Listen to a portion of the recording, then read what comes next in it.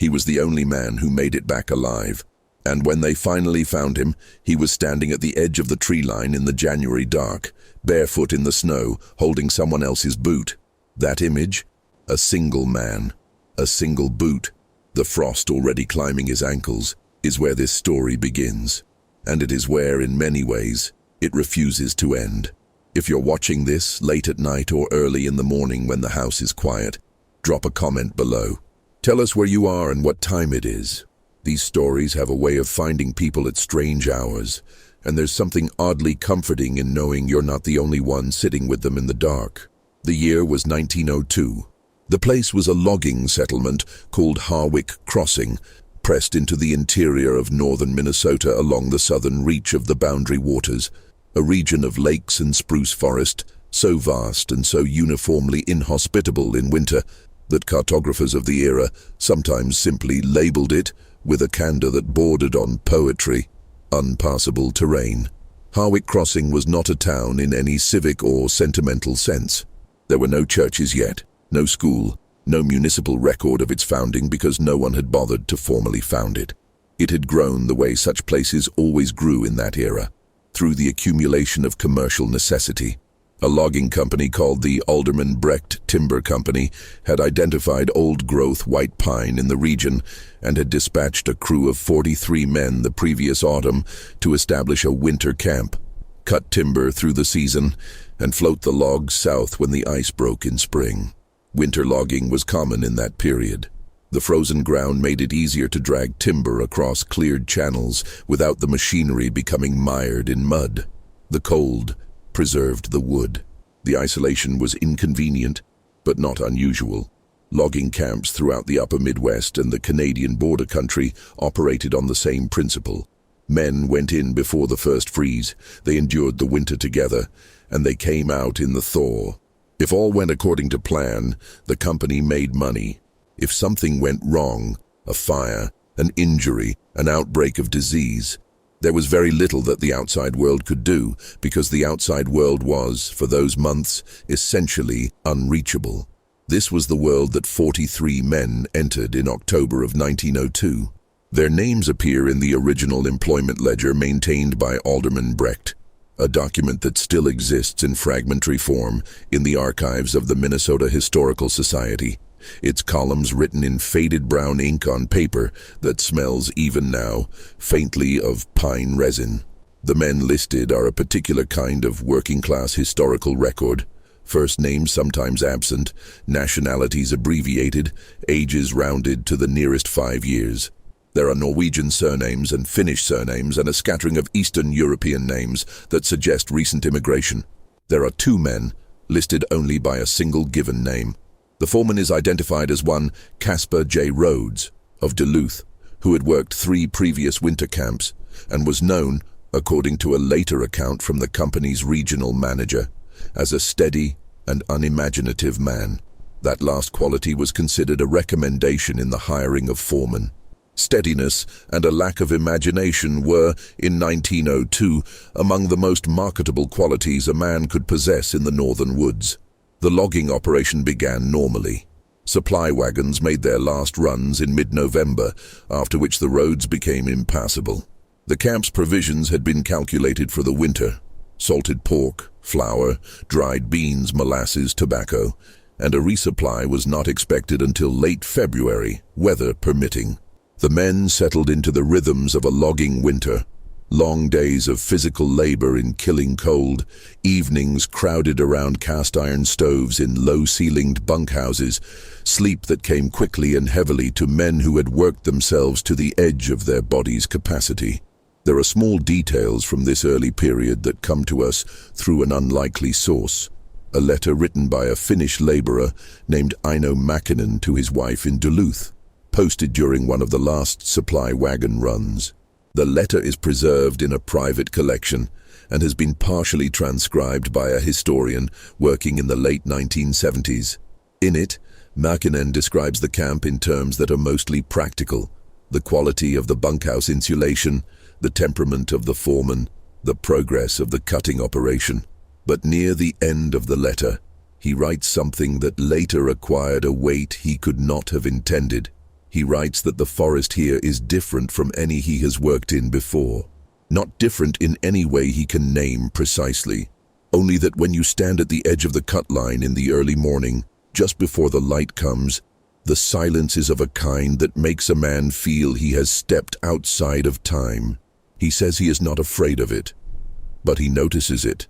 He says he thinks the other men notice it too, though no one has spoken of it directly. This is the only known personal communication from inside Harwick Crossing during the winter of 1902. Makinen's wife kept the letter. She kept it for the rest of her life. The single man who returned was named Leonard Voit. He was 31 years old, listed in the employment ledger as a Swedish-American from St. Paul. Occupation faller, meaning he was among those whose primary job was the cutting of the trees themselves. The most skilled and the most physically demanding role in the camp hierarchy. Fallers were generally the largest men in a crew, experienced with axes and saws, with a practitioner's understanding of how a tree falls and what happens to a man who is standing in the wrong position when it does. Voit had been employed by Alderman Brecht on a previous winter camp, which was the reason he had been hired again. He was known to the extent that working-class men of that era were known to anyone as reliable, a man without visible complications. When he was found at the tree line on the morning of January 19, 1903, he had been missing, along with the entirety of the 42 other men at Harwick Crossing, for approximately 14 days. The discovery was made by a trapper named Arvo Hendrickson, who was working a line through that section of forest and who did not at first understand what he was seeing. A man standing at the edge of the trees in the early morning of a January day in northern Minnesota without adequate footwear, in temperatures that had held below -20 for 6 of the previous 7 days, should not have been standing anywhere. He should have been dead. Hendrickson later told the county sheriff that his first thought, when he saw the figure, was that it was a post or a marker that he had misremembered from a previous pass through the area. It was only when the figure moved, a small movement, a slight turn of the head, that Hendrickson understood he was looking at a man. He approached carefully. He said later that he was not sure why he approached carefully, only that something in the quality of the figure's stillness suggested that abrupt movement would be unwise. Voit did not appear to see him until Hendrickson was within a few yards. Then he turned and looked at the trapper with an expression that Hendrickson, in multiple subsequent accounts, consistently described the same way. He said the man's face was not frightened, and it was not relieved, and it was not blank. He said the man looked as though he was working out a very long and difficult calculation, and that he had been working it out for some time, and that he had not yet arrived at an answer. Voit was holding in his left hand a single men's work boot of the type worn by the Alderman Brecht logging crew. The boot was not his. Hendrickson noticed this because Voigt's feet were wrapped in what appeared to be torn canvas, likely cut from a supply sack, bound around his feet and ankles with strips of leather cord. The boot he was carrying was clean and unmarked by wear, as though it had been retrieved from a storeroom rather than worn through a winter's labor. He did not speak for some time after Hendrickson reached him. When he did, his first words, as Hendrickson reported them to the sheriff 3 days later, were not a cry for help or a statement of relief. They were a question. Voit asked the trapper what month it was. Hendrickson told him it was January. Voit considered this for what Hendrickson described as a long pause. Then he nodded once, as though January was an answer that confirmed something he had suspected, but had not been certain of. He was taken to the nearest settlement, the small town of Ely, 11 miles south, where a doctor named William Halverson examined him. The medical notes from that examination still exist, filed in the county health records and later copied into a state investigative report. They are meticulous by the standards of the era and revealing in ways that Halverson may not have fully appreciated at the time. Voigt's physical condition was surprising. He had frostbite on 3 toes of his left foot and minor frostbite on 2 fingers of his right hand. These were significant injuries, but they were not the injuries of a man who had been exposed to extreme cold for 14 days without adequate shelter. A man in those conditions, in those temperatures, unclothed and unsheltered, would not have frostbite on 3 toes. He would not have had any toes at all. Halvorsen noted this discrepancy without resolving it, writing only that the patient's physical presentation suggests either an intermittent period of exposure or access to shelter, of which he has thus far provided no account. Voit was also severely underweight. Halvorsen estimated a loss of 15 to 20 pounds from what would have been his baseline, and he was dehydrated in a way that suggested he had had access to some water, but not sufficient water for the duration of his absence. His hands were cut in multiple places, cuts that had partially healed, suggesting they had been sustained not recently, but some days earlier. There was bruising along his left forearm in a pattern that Halvorsen noted without characterizing. A row of bruises spaced roughly evenly, as though something had gripped him there with considerable force, though whether this was a person's grip or the result of some mechanical or environmental pressure, the doctor did not speculate. His eyes were, in Halvorsen's clinical language, reactive and appropriately focused, but demonstrating an unusual reluctance to maintain contact. In other words, Voit would look at you, but he would look away before the exchange became a conversation. The investigation into the disappearance of the 42 other men at Harwick Crossing began within a week. A county sheriff's party made the journey to the campsite on January 26th, once Voit's account, or what existed of an account, which was not much, had been partially documented.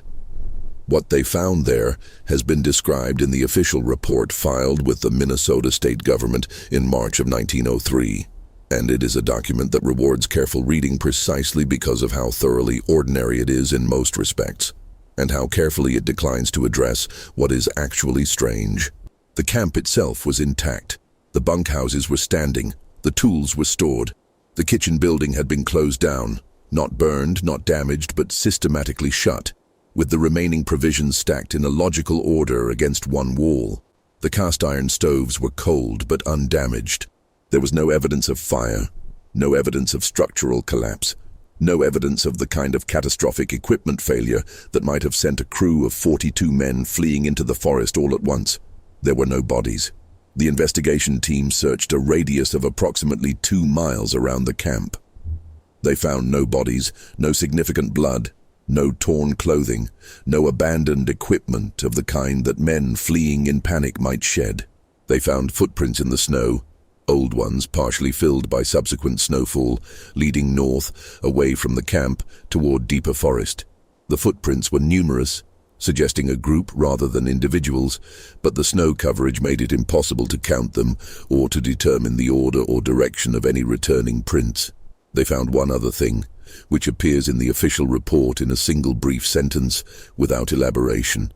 In the main bunkhouse, on the wall beside the foreman's bunk, someone had used what appears to have been a charred piece of wood, a piece of firewood pulled from the stove, to write something on the log wall. The writing was not a message in any conventional sense. It was a number. The number was repeated in a column approximately 12 times, each repetition slightly larger than the previous one, so that the final instance at the bottom of the column was several inches high. The number was 22. The sheriff's report does not speculate about the number. It records it and moves on. When interviewed over the following weeks and months, first by the county sheriff, then by a state investigator, then by a journalist from the Duluth Evening Herald, then by an agent of the Alderman Brecht Company who had been dispatched to manage the situation's liability implications, Leonard Voit gave accounts that were consistent with each other in their general shape, but deeply inconsistent in their detail. He remembered leaving the camp. He remembered walking north, though he could not say why north. He remembered cold. He remembered being separated from the other men at some point, though the circumstances of this separation varied between tellings. In one account, he had simply walked ahead and then turned and found no one there. In another, there had been some kind of confusion, a sudden disorientation among the group, a moment where the direction of the camp became unclear to everyone simultaneously. He remembered finding some form of shelter, which he described once as a natural hollow beneath a fallen tree, and another time as something more enclosed than that, without specifying further. He did not remember the boot. He did not know whose boot it was. He did not know how it came to be in his possession. He could not account for 14 days. This is a clinical phrase, could not account for, and it is worth pausing on what it actually means in the context of a man being examined by medical professionals in 1903, a diagnosis of amnesia, or what was called amnesia in that era, though the terminology was loose and the understanding limited, required, as a baseline, the acceptance of a patient's self-report. There was no technology available to verify memory loss. There was no imaging, no neurological testing of the kind we would consider essential today. A man who said he could not remember was, medically, a man who could not remember. The only alternative interpretation was that he was lying, and lying was a hypothesis that several of the men who interviewed Voit took seriously, but could not prove. The state investigator, a methodical man named Harold Greer, wrote in his final report that Voit presented as genuine in his confusion, though genuinely confused men may still be withholding information they have independently decided not to share, and this distinction cannot be made on the basis of interview alone. This is a remarkable sentence for 1903. It suggests that Greer understood something subtle about the relationship between sincerity and completeness in human testimony, that a man can be entirely earnest while still, for reasons private to himself, omitting the thing that matters most. The Duluth journalist, whose name was Frederick Baum, spent 2 days with Voit in March of 1903 in Ely, where Voit was staying at a boarding house while his frostbitten foot continued to heal. Baum's article, published in April, is the longest contemporary account of Voit's manner and speech, and it is interesting for reasons beyond its content. Baum was a competent, if conventional, journalist. His previous work consisted largely of shipping news and labor disputes, and he was clearly unprepared for the quality of discomfort he felt in Voit's presence. He writes about this discomfort directly, which was unusual for journalism of the period and which suggests the feeling was strong enough that he lacked the professional detachment to suppress it. He writes that Voit was pleasant in a formal sense, cooperative in the technical meaning of the word, and yet one had the persistent impression when speaking with him that one was the subject of a study and not the other way around.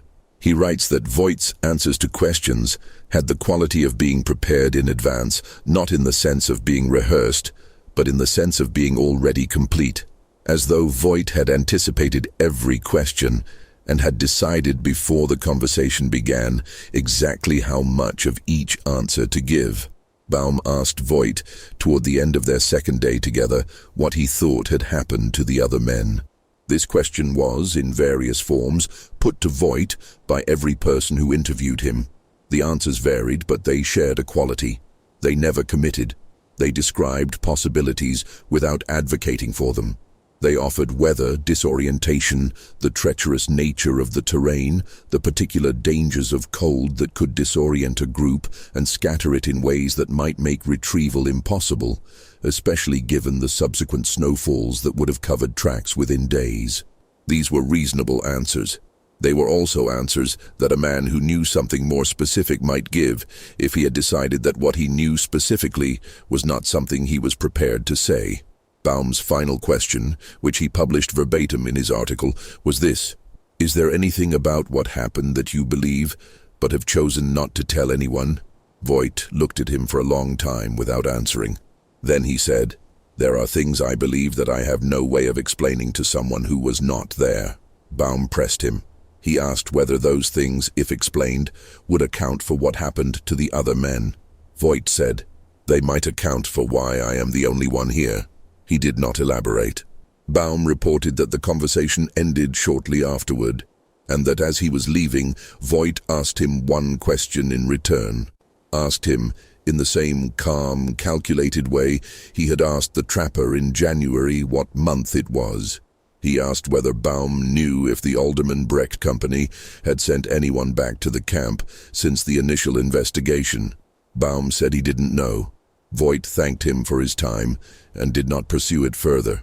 The town of Ely in the early months of 1903 was a community processing something it had no framework for. The logging industry was central to the regional economy, and logging disasters were not unknown. Fires, equipment failures, ice river accidents claimed men regularly. and the communities adjacent to the industry had developed the practical mechanisms for grief that repetitive loss requires. There were customs, there were rituals, there was a way that things were supposed to go. What had happened at Harwick Crossing did not follow the customs. 42 men had not died in an identifiable way. They had simply ceased to exist in a manner that had not provided bodies to bury or causes to understand or anyone to hold responsible. The families of those men, wives, parents, siblings, adult children scattered across Minnesota and Wisconsin, and the Nordic countries from which many of the men had emigrated, were left with a legal ambiguity that expressed itself as an almost bureaucratic form of anguish. Without bodies, there were no death certificates. Without death certificates, there were, in many cases, no insurance settlements. Without insurance, there were families that had lost their primary earner and had no formal standing to claim compensation. The Alderman Brecht Company's liability agent, working through the spring and summer of 1903, quietly settled with a number of families for amounts that the company insisted were goodwill payments rather than admissions of responsibility, and which were structured so as to discourage litigation. Several families refused the settlements. 2 pursued legal action. Neither case reached a verdict. There is a particular kind of grief that has no object, and the families of Harwick Crossing were immersed in it. A woman whose husband has died can mourn him. A woman whose husband has walked into the forest and not come back occupies a different and more corrosive emotional position. She cannot mourn because mourning requires a fact. She cannot hope because hope, sustained without evidence across weeks and months, eventually becomes a form of self-harm. She is suspended in an uncertainty that the outside world quickly loses patience with, because the outside world needs conclusions, needs narratives that resolve, and 42 men who walked north and never came back does not resolve. The women and children of the missing men mostly remained in their communities. A few moved on, to family elsewhere, to whatever the early 20th century offered a woman of limited resources and maximum vulnerability. Their stories largely vanish from the historical record within a few years of 1903, swallowed by the ordinary pressures of economic survival that left little room for documentation. One exception is a woman named Hanna Virtanen, whose husband Paavo had been a Finnish-American laborer at Harwick Crossing. Hanna Virtanen spent a considerable part of 1903 and 1904 attempting, through letters to the state government and to the Alderman Brecht Company, to obtain more specific information about what had happened. Her letters are preserved in the state archives alongside the investigative file, and they are documents of a specific kind of determined and methodical desperation. She asks precise questions. She asks for the names of every person who spoke to Leonard Voit and what exactly each of them recorded. She asks whether anyone has been back to the camp. She asks whether the writing on the bunkhouse wall has been photographed or preserved. She asks, in a letter dated June of 1904, whether the company or the state government has any record of any prior incident at or near the Harwick Crossing location. Any prior disappearance, any prior unusual event, anything that might have suggested the area had particular dangers of which the men should have been warned before being sent there. This last question was answered. The answer she received from a mid-level administrator at the Minnesota State Forestry Office said that there were no records of any prior incident at that location. The letter was polite and conclusory. What the letter did not say, what Hanna Virtanen had no way of knowing, and could not have known from the material available to her, was that this answer was not accurate. The inaccuracy did not surface publicly until much later, and it surfaced not through any official disclosure, but through the work of a local historian named Margaret Osgood, who spent much of the 1970s researching the economic and social history of the Minnesota Boundary Waters logging era. Osgood was not specifically researching Harwick Crossing. She was researching the broader patterns of the logging industry's expansion into northern Minnesota between 1890 and 1910, and Harwick Crossing appeared in her research as one data point among several. But when she pulled the state forestry records for the region, she found something that the 1903 administrator's letter had either overlooked or chosen to overlook. There had been a previous incident in the same section of forest. Not at the same camp location, but within roughly 12 miles of it. The incident had occurred in the winter of 1886, 17 years before Harwick Crossing, and involved a small survey party of 6 men employed by a land assessment company that was conducting pre-commercial evaluations of the timber value in the region. The survey party had gone in November and had been expected to return by February. When they did not return, a search was conducted in March of 1887. 4 of the 6 men were found in the spring thaw, their bodies recovered from a location some miles from their last known camp position, cause of death recorded as exposure. The remaining 2 men were never found. This was not, in itself, an unusually remarkable event for the era. Winter survey parties faced extreme conditions, and disappearances and deaths were among the known risks. What Osgood noticed in the fragmentary records of the 1887 search was a small detail in the search party's report, a detail that had generated no official follow-up and no subsequent comment, as far as she could determine. The report mentioned that at the survey party's abandoned camp, among the effects left behind, there was found on the inner wall of the supply tent a series of marks that the search party leader described as numbers written in a disordered fashion. The report did not specify what numbers. It mentioned the marks as a minor detail of the scene and moved on. Osgood published her findings in a small regional history journal in 1981. The article did not receive wide attention. It was read primarily by other regional historians and by a scattering of amateur researchers interested in Minnesota frontier history.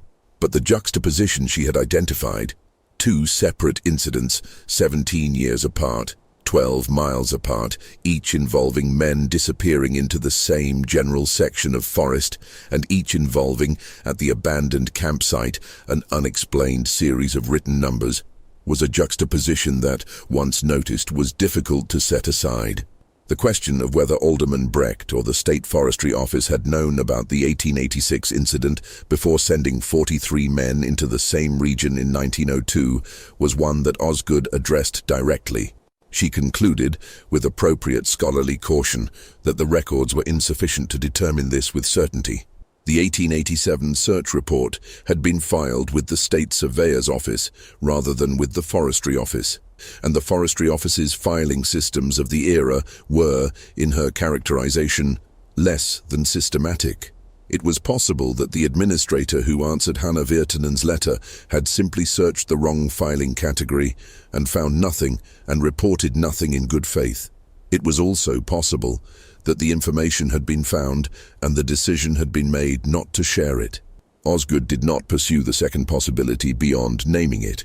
She was a careful historian, and naming was, in her estimation, the limit of what the available evidence supported. Leonard Voit remained in Ely through the summer of 1903. He worked intermittently, small jobs, repairs, the kind of labor that was available to a man with his skills in a small northern town, a man who was known but not entirely trusted. Not because of anything specific, but because of the quality of mystery that had attached itself to him, and that, in a small community, functions like a persistent low-level stain. People were not unkind to him. Northern Minnesota in 1903 had no tolerance for melodrama and a deep practical respect for the fact that hard things happened to men in the woods. But the conversations they had with him had a particular shape. They were conversations that were slightly shorter than they might have been, that ended slightly sooner, that contained, within their ordinary surface, a small and steady undercurrent of the question that no one quite wanted to ask directly, because no one was quite sure they wanted to hear the answer. He moved south in the autumn of 1903 to Minneapolis, and the documentary record of his life from that point forward is thin, but not entirely absent. He appears in city directory listings through 1908, employed first at a mill, and then, from 1905, at a hardware supply company.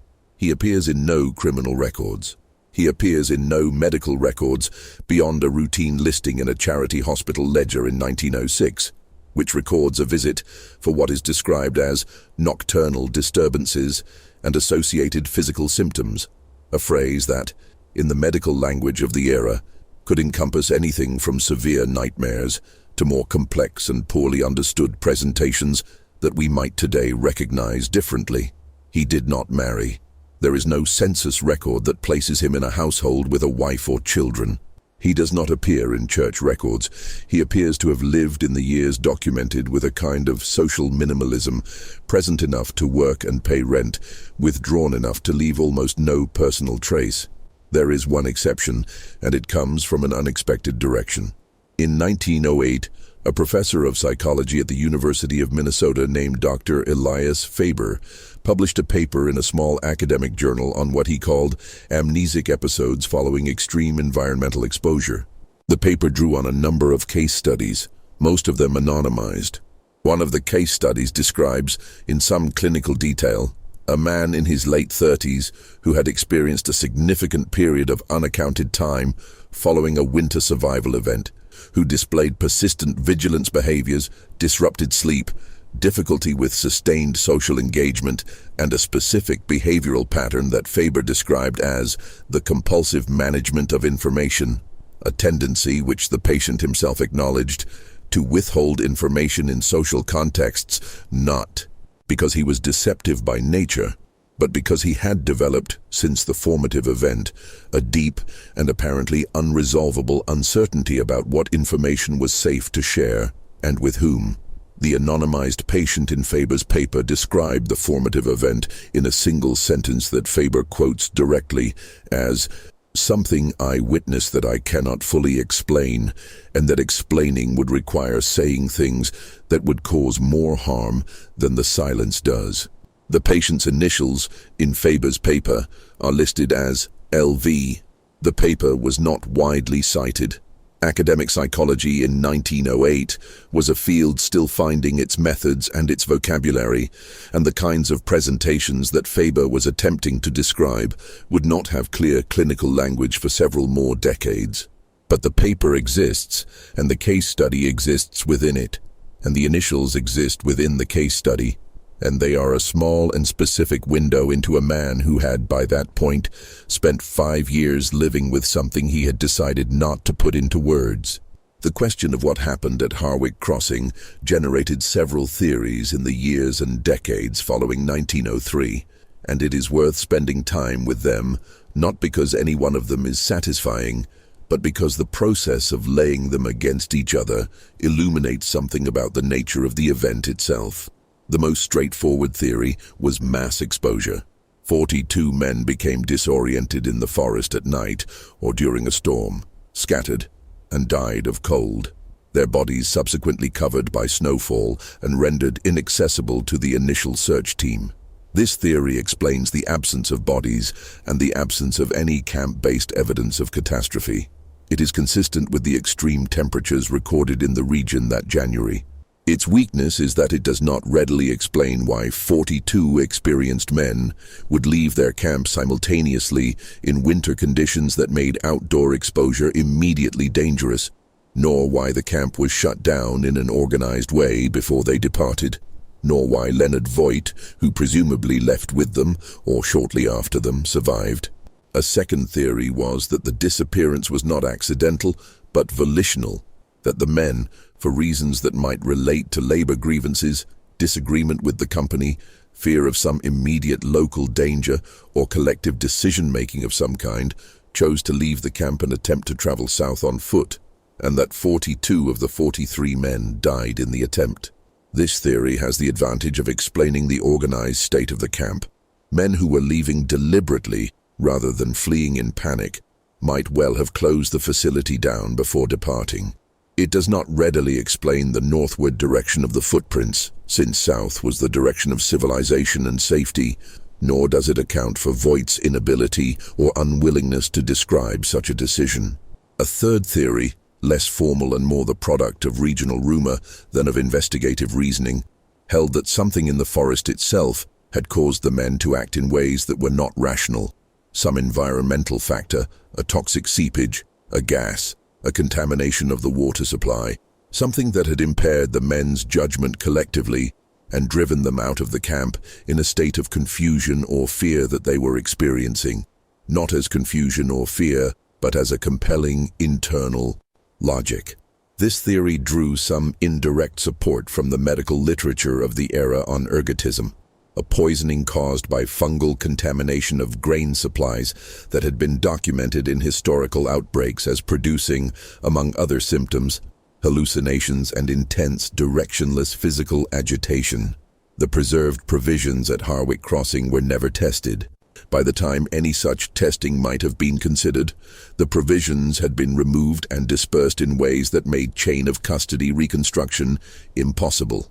None of these theories has ever been conclusively supported or dismissed. They exist in parallel, each accounting for some features of the event and leaving others unaddressed. And this is precisely the condition that historical mysteries of this kind tend to persist in. Not confirmed, not refuted, sustained by the gaps in the record.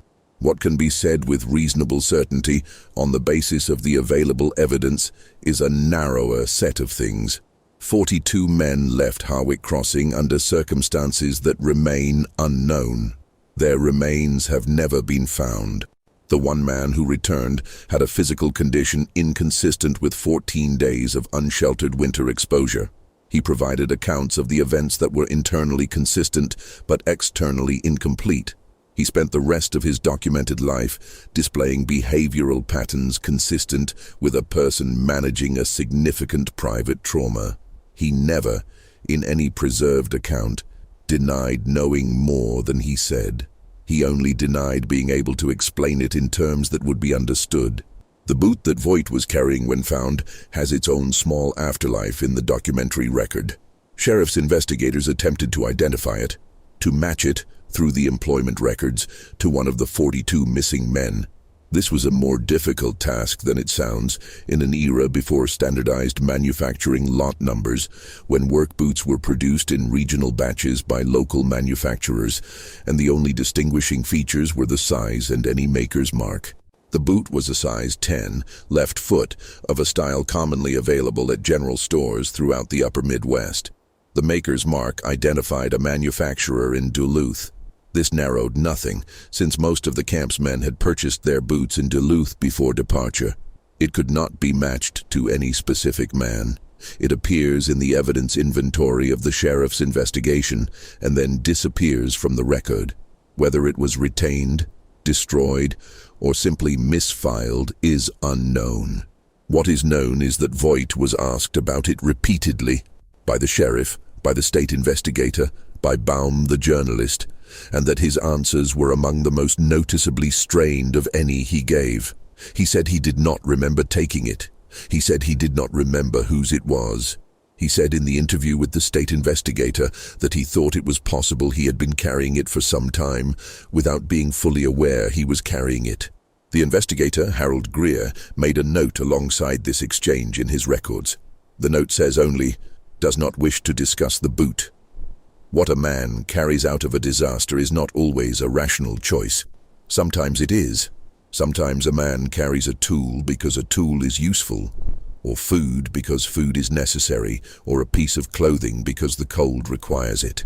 But sometimes a man carries something for reasons that operate below the level of deliberate decision, because the object is associated with someone or with something that happened, in a way that makes it impossible to put down even when putting it down would be the obvious choice.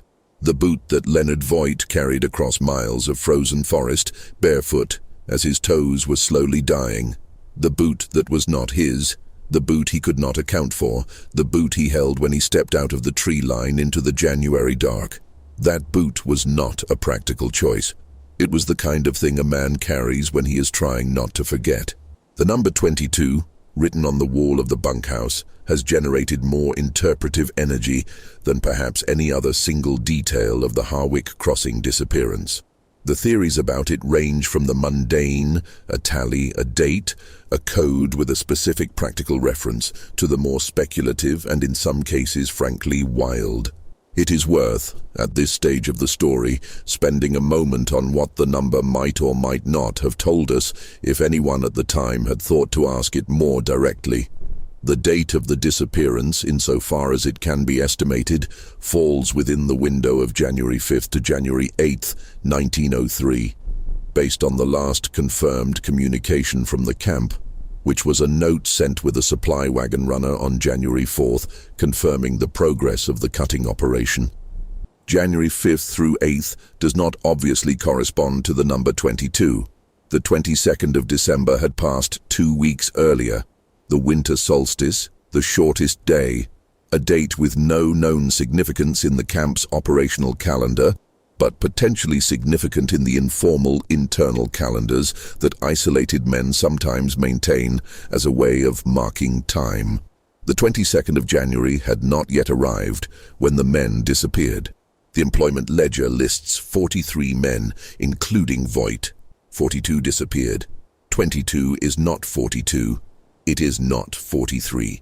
It is not a number that obviously maps to the demographic or operational structure of the camp in any way that investigators of the era identified. Margaret Osgood, in her 1981 article, noted that the 1886 survey party records mentioned numbers on the tent wall without specifying them. She noted this juxtaposition. She did not speculate about what it meant because she did not have enough information to speculate responsibly, and she was a careful enough historian to know the difference between a pattern and a coincidence, and to know that 2 data points are not sufficient to distinguish between them. One person who was asked about the number 22 directly was Leonard Voit by Harold Greer during the state investigation in the spring of 1903. Greer showed Voit a copy of the sheriff's report describing the writing on the wall. He asked Voit whether he knew who had written it. Voit said he did not know. Greer asked whether he knew what it meant. Voit looked at the report for what Greer recorded as a considerable time.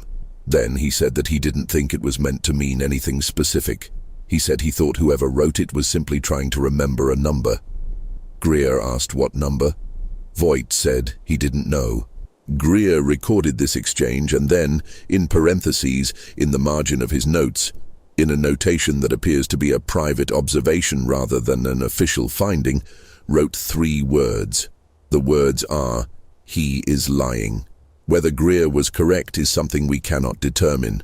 What we can observe is that a man who had been steady and cooperative and careful in his management of information throughout weeks of questioning, a man who had not, as far as the record shows, made a single verifiably false statement, generated in a trained investigator the impression of lying when asked about a number, not about the events themselves, not about the other men, about a number. The last confirmed sighting of Leonard Voit in any documentary record is in 1912 in Minneapolis. He appears in a city directory that year, listed at the same address he had occupied since 1907. He does not appear in the 1913 directory. Whether he moved or died, or simply fell below the threshold of documentation that the city directory represented, is unknown. There is no death record for him in Minnesota for that period. But death records in Minnesota in the early 1910s had significant gaps, particularly for men who died without family to report the death or without the kind of community integration that generated official notice. He would have been 41 years old in 1912. He had been living for 9 years with whatever he was living with. In the last room he occupied, a rented room in a house on the south side of Minneapolis, as described by the landlady in a brief newspaper item about his absence from 1914. There was, according to that landlady, very little in the way of personal possessions. The item she listed to the newspaper reporter, who was writing a small follow-up piece on the Harwick Crossing anniversary for a Minneapolis paper, included a trunk of clothing, a small collection of tools, and a Bible. The landlady said she had not known him well. She said he had been a quiet tenant. She said that in 9 years of occupancy he had never once been late with his rent, had never caused any difficulty, had never brought anyone to the room. She said that the only thing she had ever found unusual about him was a habit he had when she passed his room at night of keeping his lamp burning until very late. She had sometimes heard him through the door, moving around the room at hours when most men were asleep. She had never asked him about it, and he had never explained it. She said that the Bible, when she opened it after he was gone, had passages underlined throughout, not in any systematic theological pattern she could identify, but marked in a way that suggested a man looking for something very specific across a long period of time. She could not say whether he had found it. The Harwick Crossing site was returned to forest within a decade of the 1903 disappearance. The Alderman Brecht Company, facing liability concerns and the practical difficulty of finding men willing to work a location with the site's reputation, did not reactivate it. The bunkhouses fell to weather. The cut lines were reclaimed by second-growth brush. By 1915, a visitor to the location would have found little evidence that 43 men had once spent a winter there, beyond some rotting timber and the ghost of a clearing. The bunkhouse wall with the number 22 was not preserved, photographed, or removed before the structure deteriorated. Whatever was written there is gone. Whatever it was meant to remember is now remembered only as the fact of a number that someone felt compelled to write in increasing size on a wall in a camp that most of the people who had ever slept in it would not leave alive. The footprints that led north have been covered by more than a century of Minnesota winters. The boot that a man carried out of the forest while his feet were freezing is in an unknown location, or has long since ceased to exist. The 42 men who walked north have never been found.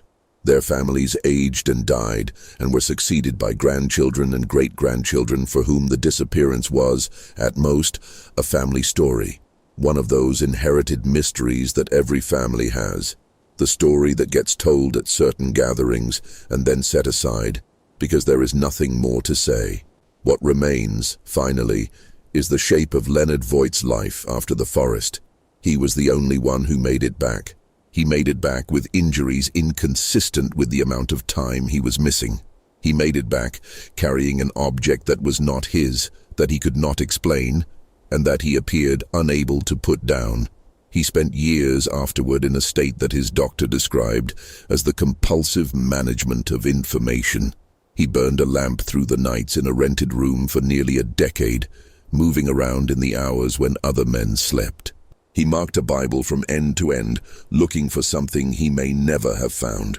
These are not the behaviors of a man who walked into a forest and walked back out and forgot about it. These are the behaviors of a man who walked into something, and who, in whatever way the word applies to a thing that has no official name and leaves no official record, survived it. What does it mean to survive something you cannot explain? There is a particular burden in that. It is not the burden of grief, which has a recognized shape and a recognized end. It is not the burden of guilt, though guilt may be part of it. It is the burden of being the only witness to something for which you have no language, and knowing that the absence of language is not evidence that the thing did not happen, but that the thing has simply exceeded the available words. Voit tried in his own way to leave a record, not a confessional one, not a narrative one, but a record nonetheless, in the things he didn't say, in the consistency of the things he didn't say, in the single sentence that his doctor published in an obscure academic paper, something I witnessed that I cannot fully explain, and that explaining would require saying things that would cause more harm than the silence does. What causes more harm than the silence? That is a particular kind of information. It is not information about facts or events or physical circumstances. It is information about other people. It is information that implicates not only what happened, but who was there when it happened, and what was done and by whom, and in what extremity of circumstance.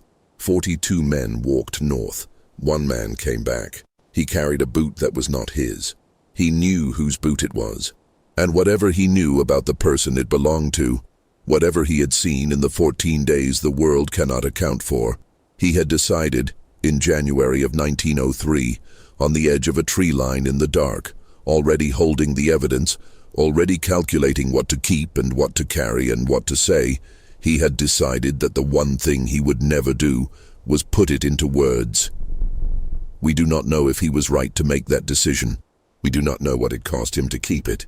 We only know that a man stood at the edge of the forest with someone else's boot in his hand, and that the forest behind him held 42 names that are now carved in the town cemetery of Ely on a single memorial stone. 42 names without dates of death, because the dates of death were never established, because the men were never officially declared dead, because declaring them dead would have required acknowledging that they were gone, in a way that the record has never been entirely willing to do. The memorial stone is still there. The names are still readable. And the single question that the whole of this story seems in the end to be moving toward, the question that Leonard Voit spent the rest of his documented life not answering, is not what happened to the 42 men who never came back.